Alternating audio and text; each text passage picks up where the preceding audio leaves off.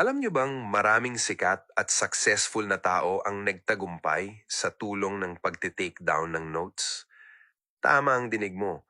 Hindi lang talento, hindi lang swerte, kundi pagsusulat.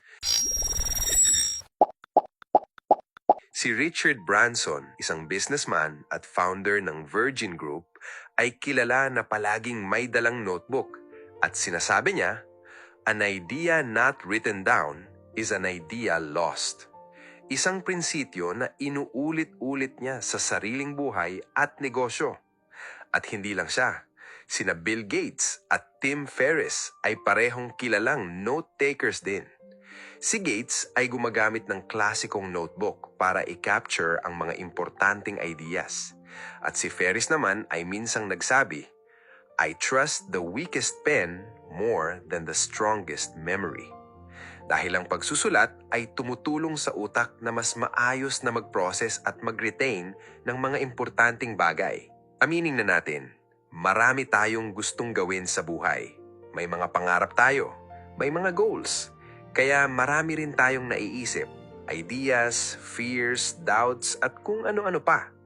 At sa dami ng thoughts na yon sa utak natin, hindi maiiwasan na nagkakagulo-gulo sila. Ang ending, parang wala ni isa ang na-achieve. So, ano nga ba ang pagsusulat at bakit ito mahalaga? Simple lang, hindi ito yung pagsusulat na gaya sa school. May format, may theme, may grammar, walang magche-check, walang magbibigay ng grades, walang magja-judge. Ikaw lang. Ang simpleng pagte-take down ng notes ay ang paglalagay sa papel ng mga tumatakbo sa isip mo.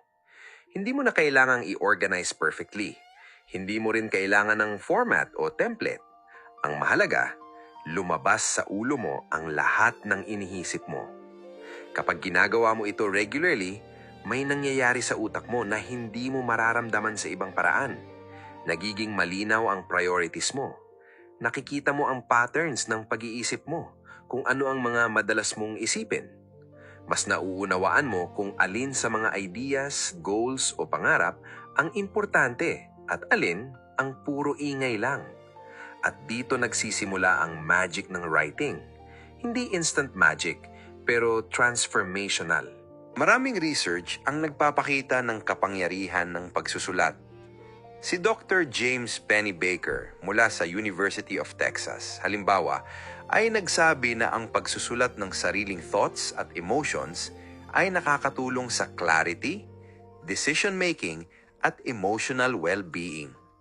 Kapag isinusulat mo ang iniisip mo, pinipilit ng utak mo na ilabas at i-organize ang mga thoughts na kadalasan ay gulo-gulo lang sa isip. Dahil dito, mas malinaw ang priorities mo, mas maayos ang mga desisyon mo, at mas nagiging handa ka sa emosyonal na challenges. At alam mo, may malaking epekto rin kung handwritten ang pagsusulat kumpara sa electronic. Kapag gumagamit ka ng pen at papel, mas maraming bahagi ng utak mo ang naa-activate, mula fine motor skills hanggang memory processing. Ibig sabihin, hindi lang basta nai-record ang idea, mas naiintindihan mo rin ito. May mga pag-aaral mula sa University of Washington at iba pang cognitive science research na nagpapakita na ang handwritten notes ay mas nakakatulong sa comprehension at retention kumpara sa typing sa laptop o cellphone. Kaya ang mismong act ng pagsusulat gamit ang kamay ay nagiging mental workout.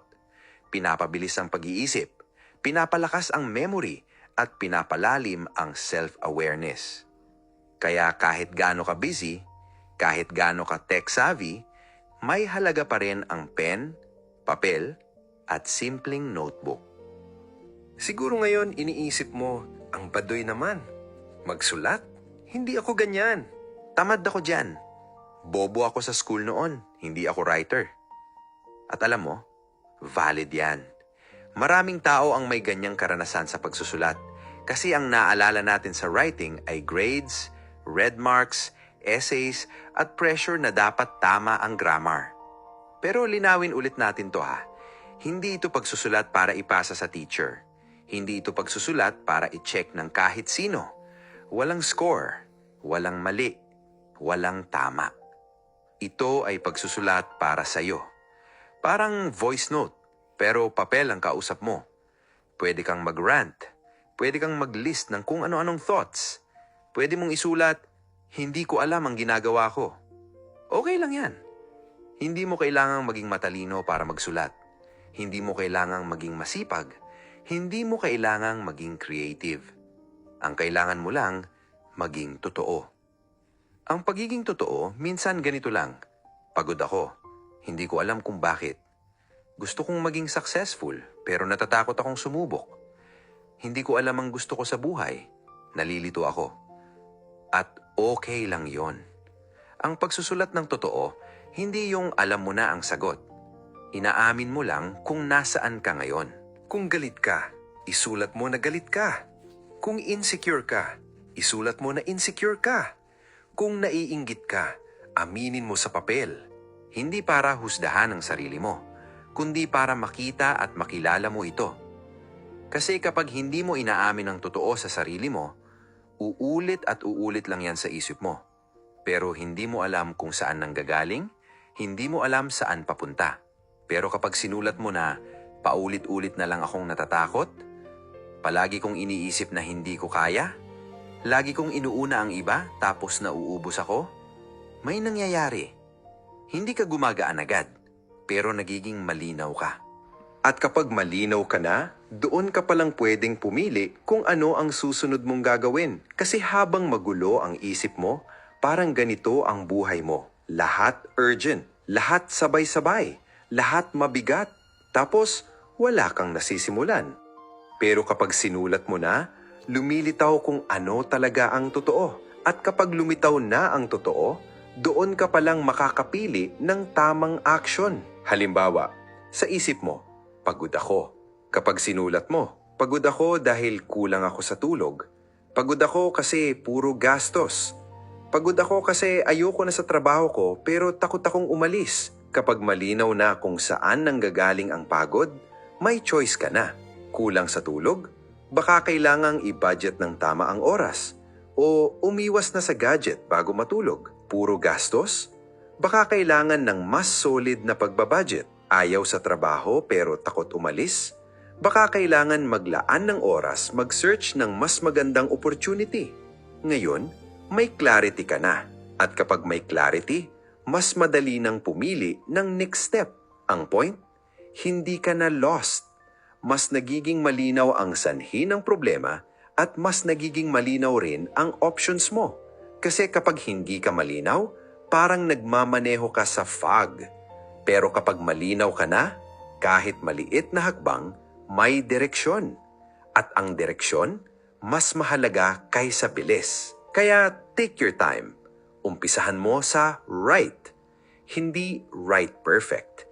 Hindi right long. Hindi right smart. Right lang. W. Wala munang rules. Unang rule, wala kang rules. Walang format. Walang journal aesthetic. Walang tama o mali. Kahit anong notebook. Kahit papel sa likod ng resibo. Kahit notes app. Gusto kong maramdaman mo to. Safe ka dito. R. Random thoughts are welcome. Oo, random. Kasi ang totoo, random naman talaga ang utak natin. Pwede mong isulat, ang ingay ng isip ko today. Gusto ko ng change pero di ko alam saan magsisimula. Naiinis ako, hindi ko alam bakit. Excited ako sa idea na to. Walang judge. Ikaw lang. I. Isang sentence lang. Kung tinatamad ka, good. Isang sentence lang ang mission mo today. Halimbawa, today, ang pinaka-problem ko ay blank. Ang gusto kong maramdaman this week ay blank. Ang kinakakatakot ko ngayon ay blank. Ang kailangan ko ngayon ay blank. Isang sentence, tapos na. Panalo ka na. T. Timer, 3 minutes. Mag-set ka ng timer. 3 minutes lang. Saka mo na habaan, pero sa simula, okay na muna ang 3 minutes. Kapag tumunog na, stop. Finished or not finished. Kasi ang goal dito ay hindi finish. Ang goal dito ay start. At kapag ginagawa mo na, mapapansin mo parang gumagaan, parang may nabawas na bigat. E. Enjoy the mess. Magulo? Okay lang. Paulit-ulit? Normal. Minsan nonsense? Fine. Kasi ito yung point. Hindi mo kailangan ayusin agad ang buhay mo. Ang inaayos mo muna ay yung fog sa utak mo. Kung gusto mo naman ng fun challenge, gawin mo to. Brain dump challenge. Isulat mo lahat ng nasa isip mo for 3 minutes, kahit walang punctuation. Tapos bilugan mo lang yung isang sentence na pinakatotoo. Yun na yun. Small, pero powerful, di ba? Tandaan mo to. Hindi mo kailangan malaman ang buong plano. Sapat na ang isang maliit pero malinaw na katotohanan ngayon. Minsan, doon talaga nagsisimula ang direksyon. Kapag pinakinggan mo ang boses na matagal nang nag-uumpugan sa iyong isipan.